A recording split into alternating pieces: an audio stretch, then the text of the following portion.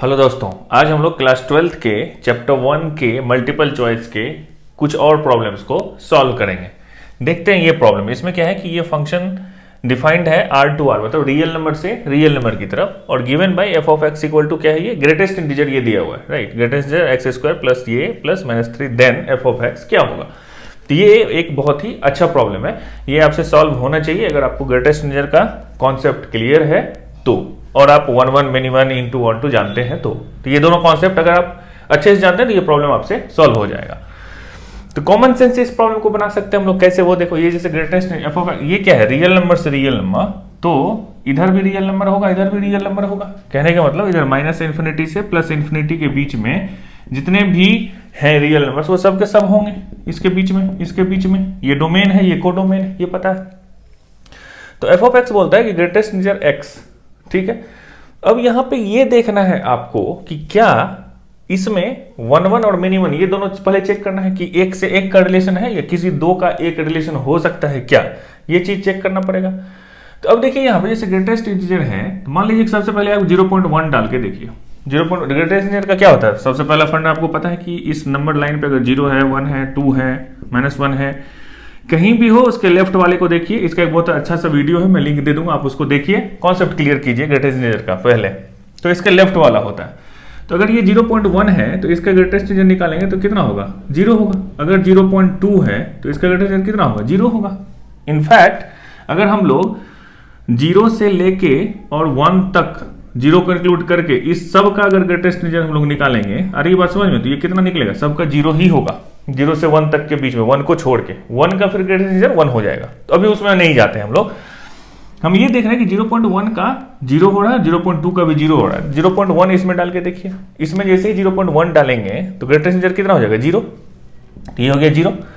फिर 0.1 प्लस 1 तो वो कितना हो जाएगा, 1.1, और 1.1 का ग्रेटेस्ट इंटीजर प्लस कितना हो जाएगा, 1, और फिर माइनस क्या होगा, 3 इक्वल टू कितना निकल के आ गया, -2। आगे बात समझ में क्या बोल रहा हूं मैं। अब 0.2 डाल के देखो, इसमें 0.2 डालेंगे तो भी ग्रेटेस्ट इंटीजर कितना हो जाएगा, 0 हो जाएगा, है ना, 0 हो गया। फिर यहां पे 0.2 डालेंगे तो कितना हो जाएगा, 1.2 हो गया ना। तो 1.2 का फिर से तो ये 0 प्लस ये ग्रेटेस्ट इंटीजर कितना, 1.2 का, है ना, 1 प्लस 0.2 तो 1.2 ग्रेटेस्ट इंटीजर ऑफ 1.2, और फिर -3 ये इक्वल टू कितना हो गया, 0, और फिर इसका तो हो गया 1, और ये -3 ये कितना हो गया, -2। यानी कि ये मैं क्या बोलना चाह रहा हूं कि 0.1 और 0.2 दोनों इनपुट अगर हम लोग डाल रहे हैं x में, तो आउटपुट मेरा कितना आ रहा है, -2 ही आ रहा है। यहां पे -2 होगा, यानी कि मेनी इनपुट के लिए एक आउटपुट आ रहा है। यहां पे ऐसा 2 एलिमेंट है जिसका इमेज इधर एक ही है, यानी कि ये मेनी 1 हो गया। ये पता चल गया ना कि ये मेनी 1 हो गया, ठीक है। अब इनटू और ऑन टू को देखना है। इनटू ऑन टू देखने के लिए अब क्या करना पड़ेगा, सिंपल सी बात है कि ग्रेटेस्ट इंटीजर इसमें से निकलेगा क्या, इंटीजर। इसमें कुछ भी आप डालिएगा इसके अंदर, इस x को आप कुछ भी पुट करो, -8 से -∞ से +∞ के बीच में कुछ भी डालोगे तो यहां इंटीजर ही निकलेगा ना। पॉइंट वाला कोई चीज निकलेगा क्या, नहीं निकलेगा ना। इसके बीच में -∞ से +∞ के बीच में कुछ भी डालोगे तो इधर इंटीजर ही निकलेगा, नाम ही इसका ग्रेटेस्ट इंटीजर। पॉइंट वाला कोई चीज निकलेगा ही नहीं। इसमें से भी इंटीजर निकलेगा, इसमें से भी इंटीजर निकलेगा, तो integer plus integer minus integer equal to integer ही निकलेगा ना। तो इधर जो सब इंटीजर्स हैं -1 -2 उससे इसका रिलेशन हो सकता है, लेकिन 1 और 2 के बीच में जो पॉइंट वाला चीज है 0.1 0.2 0.3 ये सब चीज का रिलेशन इधर नहीं होगा ना, तो वो सब चीज छूट जाएगा इधर। अगली बात समझ में। तो जैसे ही कुछ छूट गया कोडोमेन में से, तो इसका मतलब ये ऑन टू नहीं रहा, तो ये इनटू हो गया। अगली बात समझ में।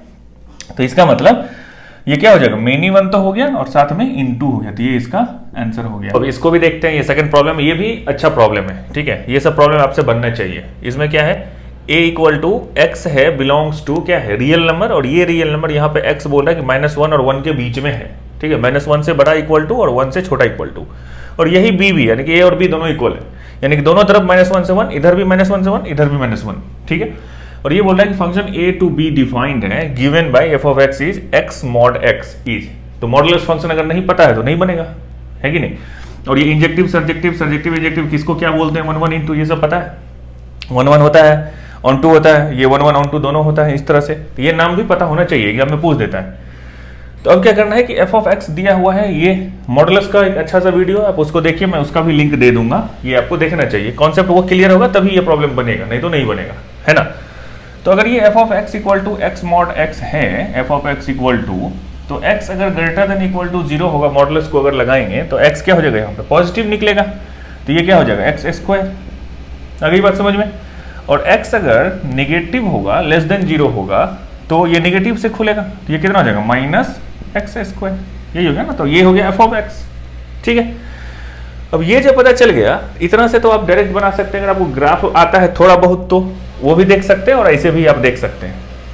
कैसे वो दिखाता हूं मैं, पहले दिखाता हूं इस तरह से कि इधर जो है वो क्या है, -1 से 1 के बीच में जितना भी नंबर है वो है, और ये रियल नंबर सबके सब होंगे, और इधर भी -1 से 1 के बीच में जितने भी हैं रियल नंबर्स वो होंगे, ठीक है।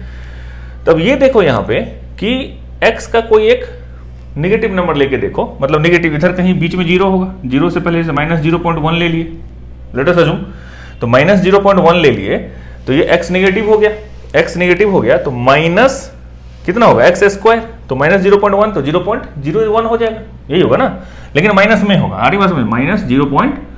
कितना हो जाएगा 0.1 का 0.01, यही होगा ना, 0.1 का स्क्वायर, हाँ ठीक है यही होगा, लेकिन माइनस में होगा, यानी कि इसका रिलेशन इसके साथ हो रहा है, ठीक है।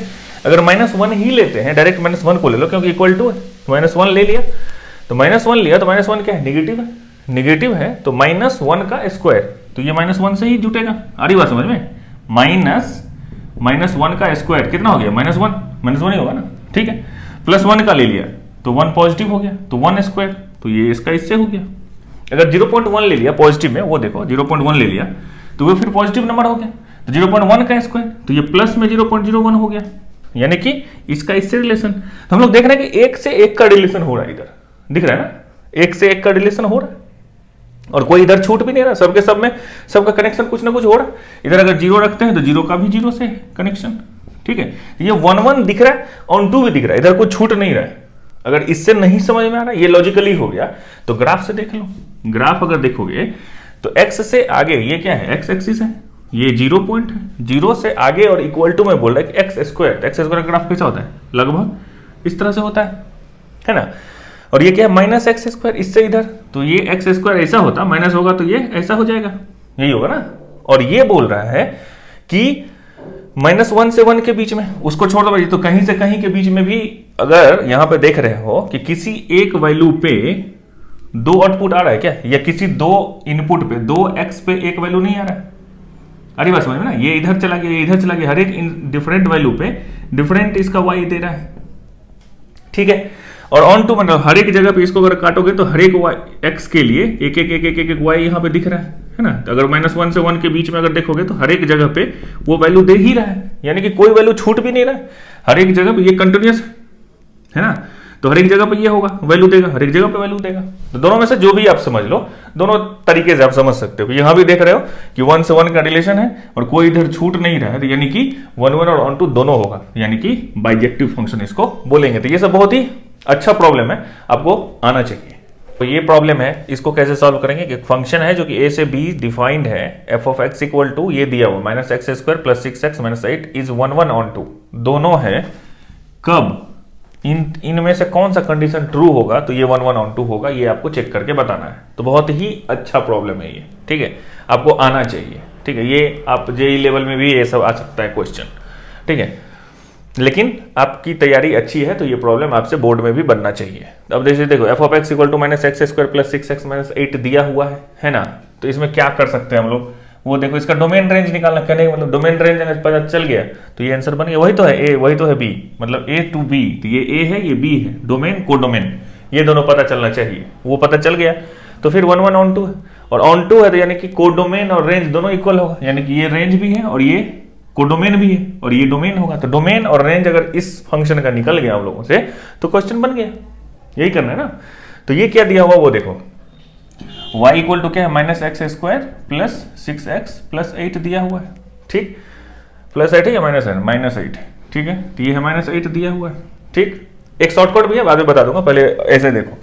तो अगर आप इसका ग्राफ बनाना चाहो इस पैराबोला का तो कैसे बनेगा, डायरेक्ट भी बन सकता है, जैसे y को 0 डाल दो, 0 डाल दिए हम, x को 0 डाल दिए तो y इक्वल टू कितना हो जाएगा -8 हो जाएगा, ये 0 -8, तो y इक्वल टू -8। ठीक, तो यानी कि अगर इस तरह से हम लोग बनाते हैं तो -8 पे तो एक कटेगा, मान लो इधर -8 है, ये x 0 है, 0 पे y -8 है। ठीक, अब x एक्सिस पे कहाँ कहाँ कटेगा, तो इसको सॉल्व करेंगे तो पता चल जाएगा कैसे। -x² + 6x - 8 इक्वल टू 0 है, तो ये क्या हो गया, x² - 6x + 8 इक्वल टू 0 भी बोल सकते हैं इसको, है ना। अब 8 है तो x² - 4x - 2x + 8 equal to 0, तो ये हो गया x कॉमन ले लिया तो x - 4 - 2 कॉमन ले लिया तो x - 4 इक्वल टू 0, तो यानी कि x - 4 into x - 2 equal to 0, यानी कि x इक्वल टू 2 और x इक्वल टू 4, 2 पॉइंट मिला जहां पे ये इसको कट करेगा। ठीक है, तो मान लो कि x इक्वल टू यहाँ पे क्या है 2 और ये है क्या है 4, तो यहां से कटेगा, यानी कि इस तरह से होगा। और कहां तक जाएगा वो भी पता करना है कि ये कहां तक ऊपर उठ के जाएगा, है कि नहीं। तो ये पहले देख लो कि मान लो कहीं जाएगा, वो अभी देखते हैं। मान लो इस तरह का पैराबोला बना, ठीक है, जैसा भी पैराबोला बना, लेकिन समझ लो कि पैराबोला है। ठीक है, 2 है 4 है, इसके बीच में कौन सा मिड पॉइंट ये हो गया 3। ठीक, इस 3 पे x जब 3 है तो y कितना है, तो ये पॉइंट निकल के आ जाएगा कि नहीं, कहां पे ये टच कर रहा है, इसका वर्टेक्स कहां बन रहा है, 3 डाल के देख लो, x इक्वल टू 3 डालो, तो f of x equal to -9 + 18 - 8, तो कितना 17, तो ये हो गया 1, तो ये हो गया 1, यानी कि ये पॉइंट है 3 पे 1। इतना चीज पता चल गया तो ये क्वेश्चन बन गया, है कि नहीं। क्यों बन गया वो देखो, क्योंकि अब देखना है यहां पे कि 1 1 ऑन 2 होना है। इसको 1 1 ऑन 2 होने के लिए क्या होगा, किसी 2 पॉइंट पे एक वैल्यू नहीं आना चाहिए। 2 इनपुट पे, अगर 2 इनपुट पे एक आउटपुट आता है तब तो मिनिमम हो जाएगा, है ना। तो कॉमन सेंस बोलता है कि x अगर 0 है, यहां पे x अगर 2 है तो y 0 दे रहा है, यहां पे x अगर 4 है तो y 0 दे रहा है, यानी कि 2 और 4 दोनों पे आउटपुट क्या आ रहा है इधर 0। अगर तो ये पूरा का पूरा अगर डोमेन में हम ले लेते हैं यहां से यहां तक, तब तो ये मिनिमम हो जाएगा। अरे बात समझ में, कॉन्सेप्ट को समझो। अगर पूरा का पूरा हम बोल दें कि यहां से यहां तक सब डोमेन है x, तो अगर ये डोमेन ले लेंगे तो इस बीच में ये मिनिमम हो जाएगा, लेकिन हमको चाहिए क्या 1 1। तो अब देखते हैं इसको, अब देखो ये बोलते हैं -∞ से 3, तो -∞ ये a है, a मतलब डोमेन, यानी कि x एक्सिस पे होगा, तो ये -∞ से चला कहां तक चला, चलते चलते 3 तक आया, ये बोल रहा है। अगर 3 तक है और b -∞ से 1 है, तो इसका तो रेंज तो ऐसे ही पता चल रहा है ना, -∞ से 1 तक है, इसका रेंज क्या होगा, इसका -∞ से 1 तक, ये निकाल 1 -∞ पूरा का पूरा इधर का इधर सब होगा रेंज में, मतलब y एक्सिस पे जहां जहां कट रहा है इस पे लाइन खींचोगे तो कहां तक कटेगा -∞, और यहां कहां तक आएगा -1 तक, तो -∞ से 1 इसका हो गया रेंज। तो ये तो सही है, -∞ से 1 इसका बोल रहा है कि रेंज हो, ठीक है। और ये बोल रहा है a -∞ से 3, तो -∞ से 3 तक। अब इसके आगे का ग्राफ भूल जाओ, इधर कुछ भी नहीं है, तो यहां तक अगर सिर्फ ग्राफ है ऐसे करके, तो ये 1 1 है कि नहीं, ऑफ कोर्स 1 1 है, क्योंकि हर एक पॉइंट पे एक ही वैल्यू दे रहा है। ये ग्राफ में देखो, हर एक पॉइंट पे, हर एक एक्स पे एक ही वैल्यू दे रहा है ना, 2 वैल्यू कहीं दे रहा है, नहीं दे रहा ना। क्यों, यहां तक अगर ले लेते, ये अगर होता कि -∞ से 5 तक, तब ये मिनिमम हो जाता। क्यों, क्योंकि 2 पे और 4 पे एक ही वैल्यू दे रहा है, लेकिन ये बोल रहा है 3 तक, तो 3 तक तो भाई साहब ये एक वैल्यू दे रहा है, तो 1 1 तो होगा ही, और ऑन 2 भी होगा, क्योंकि b इक्वल टू -1 से -∞ से 1 दिया है, जो कि कोडोमेन है यहाँ पे, और इसका रेंज है -∞ से 1, तो कोडोमेन इक्वल टू अगर रेंज हो गया तो इसका मतलब ऑन 2 हो गया, तो यानी कि ऑप्शन ए तो करेक्ट है भाई साहब, ये पता चल गया, समझ रहे हो ना। अब b में देखो, b क्या है कि a इक्वल टू -3 से इन्फिनिटी, मान लो कि यहाँ पे -3 कहीं होगा, -3 से इन्फिनिटी इधर की तरफ बोल रहा है कि इसका डोमेन होगा, तो क्या ये 1 1 रहेगा, नहीं रहेगा। वही तो तभी समझा रहा हूँ कि 2 और 4 बीच में अगर फंसेगा तो 2 4 पे तो y एक ही दे रहा है 0 0, तब तो मिनिमम हो जाएगा, तो यानी कि ये ऑप्शन तो नहीं होगा।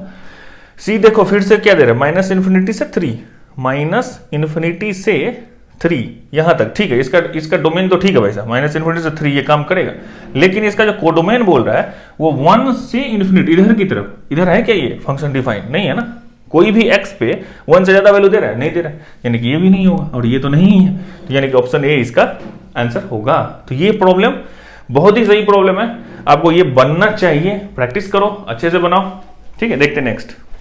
तो ये एक बहुत ही इजी सा प्रॉब्लम है, 4 बहुत कॉन्सेप्चुअल था। ये जो डोमेन जिसको पता होता है निकालना, वो आराम से निकाल लेगा, है कि नहीं। इसका डोमेन बताना इसमें से कौन सा है, ये अच्छा प्रॉब्लम है, बोर्ड में ये सब आता रहता है हमेशा, ठीक है।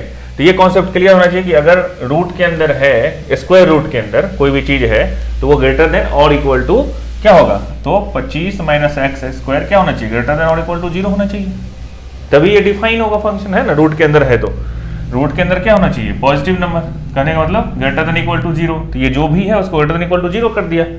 अब इसको हम लोग क्या कर सकते हैं कि लिख सकते हैं x square minus 25 less than equal to 0, है ना। माइनस से मल्टीप्लाई कर दिया तो साइन चेंज हो गया, इनइक्वालिटी का सिंपल रूल है। अब यहाँ पे इसको क्या लिख सकते हैं हम लोग, x माइनस 5 लिख सकते हैं इंटू एक्स प्लस 5 लिख सकते हैं और लेस देन इक्वल टू 0 लिख सकते हैं, ठीक। इसको अब नंबर लाइन पे सजा सकते हैं, तो ये हो गया -5, ये हो गया 5। -5 कहाँ से आया, इसको जब x प्लस 5 को जब 0 करते हैं तब x इक्वल टू कितना, -5 निकलता है रूट, x माइनस 5 को जब 0 करते हैं तब x इक्वल टू 5 रूट निकलता है, सिंपल सी बात है। तो जो छोटा रूट निकला लेफ्ट साइड में, क्योंकि इधर है माइनस इन्फिनिटी, इधर जा रहे हैं हम लोग पॉजिटिव, तो छोटा वाला इधर, बड़ा वाला इधर, बीच में कहीं पे होगा 0, ठीक। अब ये बोल रहा है क्या कि लेस देन इक्वल टू 0 है, तो अब यहाँ पे साइन देखना पड़ेगा हम लोग को कि कौन सा कहाँ पे पॉजिटिव है कि नेगेटिव है। एक तो सिंपल रूल है वो भी देख सकते हो, और बाकी यहाँ पे अगर आप डाल के देख सकते हो तो देखो, जैसे यहाँ पे 0 डाल के देखो, इस इक्वेशन में x इक्वल टू 0 डाल के देखो, x इक्वल टू 0 डाला तो ये क्या हो गया, माइनस पॉजिटिव, -25 माइनस मतलब नेगेटिव। 5 के आगे कोई चीज डाल के देखो, जैसे 10 डाल के देखा मैं, x इक्वल टू 10, तो ये कितना 10 स्क्वायर 100 माइनस 25 कितना हो गया, पॉजिटिव चीज हो गया। इधर पॉजिटिव, इधर भी पॉजिटिव ही होगा, क्योंकि इधर अगर -10 डालते हो x इक्वल टू, फिर भी ये 100 होगा माइनस इतना, तो ये हो गया पॉजिटिव। तो इधर हो गया पॉजिटिव, बीच में नेगेटिव, और इधर हो गया पॉजिटिव। चाहिए क्या हम लोगों को, ये किसके लिए डिफाइंड है, लेस देन इक्वल टू 0 के लिए, यानी कि नेगेटिव वाला। तो नेगेटिव कहां से कहां है, कौन सा जोन है, यहां से यहां तक, और ये इक्वल टू का साइन है, तो इन दोनों को -5 को और +5 को दोनों को क्या करना है, लेना है साथ में इधर ब्रैकेट के अंदर, ठीक है, इंक्लूड करते हुए। तो इसका सॉल्यूशन क्या हो जाएगा, x बिलोंग्स टू -5 से कहां तक, 5 तक, और दोनों को इंक्लूड कर रहे हैं हम लोग, तो ये वाला ब्रैकेट हो, ये वाला ब्रैकेट का मतलब क्या होता है कि 5 इंक्लूड किए हम, -5 इंक्लूड किए, और ये इसका रेंज हो गया, क्योंकि किसके लिए, रियल नंबर के लिए है, -5 से 5 तक का जितना भी नंबर होगा वो इसको सेटिस्फाई करेगा। तो ये इसका आंसर हो गया बी, ठीक है।